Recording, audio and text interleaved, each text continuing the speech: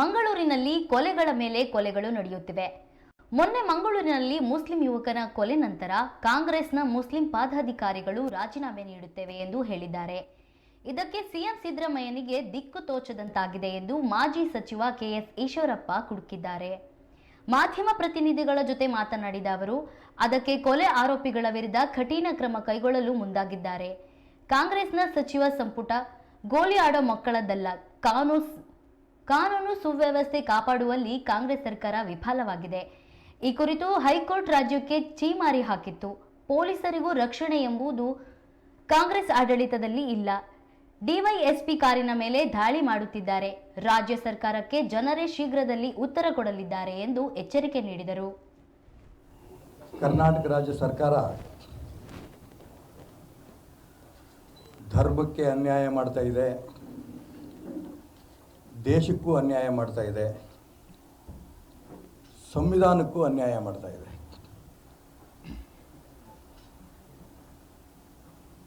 ಇದು ಕೇವಲ ನಾವುಗಳು ಹೇಳ್ತಂಥ ವಿಚಾರ ಅಲ್ಲ, ಕೋರ್ಟ್ಗಳು ಕೂಡ ತೀರ್ಮಾನ ಮಾಡ್ತಾ ಇದೆ. ರಾಜ್ಯದ ಕಾಂಗ್ರೆಸ್ಸಿಗರು, ಮುಖ್ಯಮಂತ್ರಿಗಳು, ಉಪಮುಖ್ಯಮಂತ್ರಿಗಳು, ಮಂತ್ರಿಗಳು, ಕಾಂಗ್ರೆಸ್ ನಾಯಕರುಗಳು ಅವರ ಮನಸ್ಥಿತಿಯನ್ನು ಬದಲಾಯಿಸ್ಕೊಳ್ಳೇ ಇಲ್ಲಂದರೆ ರಾಜ್ಯ ಜನ ಯಾವುದೇ ಕಾರಣಕ್ಕೂ ಇನ್ನು ಮುಂದೆ ಅವ್ರಿಗೆ ಕ್ಷಮಿಸಲ್ಲ. ಅಧಿಕಾರಕ್ಕೋಸ್ಕರ ನಾವು ಏನು ಬೇಕಾದ್ರೂ ಮಾಡ್ಬೋದು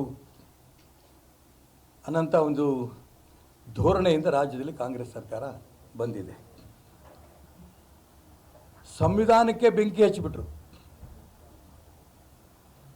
ಪ್ರತಿನಿತ್ಯ ಅವರ ಹೇಳಿಕೆ ಸಂವಿಧಾನ, ಪ್ರತಿನಿತ್ಯ ಅವರ ಹೇಳಿಕೆ ಮಂಗಳೂರಿನಲ್ಲಿ ಮಾನ್ಯ ಮುಖ್ಯಮಂತ್ರಿಗಳು ಆ ವಿಚಾರದ ಬಗ್ಗೆ ಗಲಭೆ ಸೃಷ್ಟಿಸುವವರ ವಿರುದ್ಧ ಕಠಿಣ ಕ್ರಮ ತೆಗೆದುತ್ತೇವೆ, ಅವರು ಎಷ್ಟೇ ದೊಡ್ಡವರಾದರೂ ಪರವಾಗಿಲ್ಲ, ಎಷ್ಟೇ ಪ್ರಭಾವಿಗಳಾದರೂ ಪರವಾಗಿಲ್ಲ, ಕಾನೂನಿಗಿಂತ ಯಾರು ದೊಡ್ಡವರಾಗಕ್ಕೆ ಬಿಡಲ್ಲ ಅಂತ ಮುಖ್ಯಮಂತ್ರಿಗಳು ಹೇಳ್ತಾರೆ. ಮಾನ್ಯ ಮುಖ್ಯಮಂತ್ರಿಗಳಿಗೆ ಸಚಿವ ಸಂಪುಟದವ್ರು ಕೇಳಕ್ಕೆ ಇಷ್ಟಪಡ್ತೇನೆ,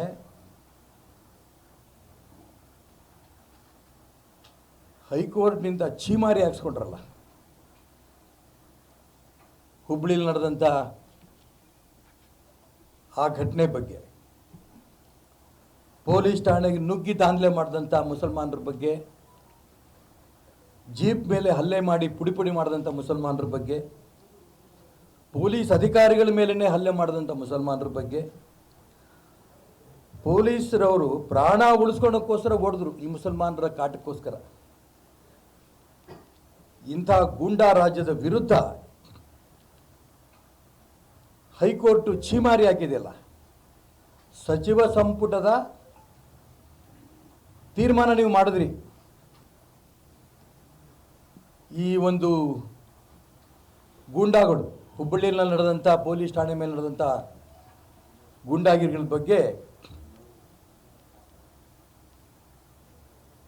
ಕೇಸ್ಗಳಾಗ್ದಂಥ ಗೂಂಡಾಗಳನ್ನ ಸಚಿವ ಸಂಪುಟದಲ್ಲಿ ತೀರ್ಮಾನ ಮಾಡಿದ್ರೆ ಅಮಾಯಕರು ಅಂತ ಹೇಳ್ಕೊಂಡು, ಈ ಪದ ಅವ್ರು ಬಳಸ್ತಾ ಇರೋದು ಅಮಾಯಕರು,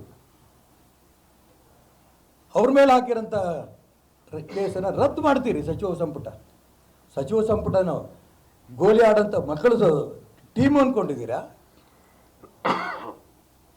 ರಾಜ್ಯದ ಜನ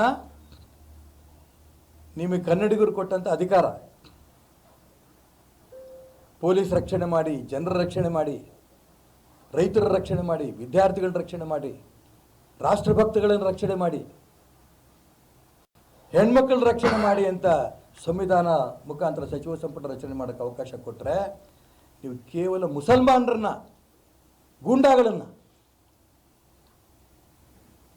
ಅಮಾಯಕರು ಅಂತ ಕರೆದು ಸಚಿವ ಸಂಪುಟದಲ್ಲಿ ತೀರ್ಮಾನ ತಗೊಂಡು ಅವ್ರನ್ನ ಹಾಕಿದ್ದಂಥ ಕೇಸನ್ನು ರದ್ದು ಮಾಡ್ತೀರಲ್ಲ, ಇದು ಸಂವಿಧಾನ ಬಾಹಿರ, ಕಾನೂನು ಬಾಹಿರ ಅಂತ ಅಂದ್ಕೊಂಡು ಕೋರ್ಟ್ ನಿಮಗೆ ಛೀಮಾರಿ ಹಾಕ್ಸ್ಕೊಂಡಿದ್ದು ಇಡೀ ದೇಶದಲ್ಲಿ ಎಲ್ಲರೂ ಕಂಡಿದ್ದೀರಾ?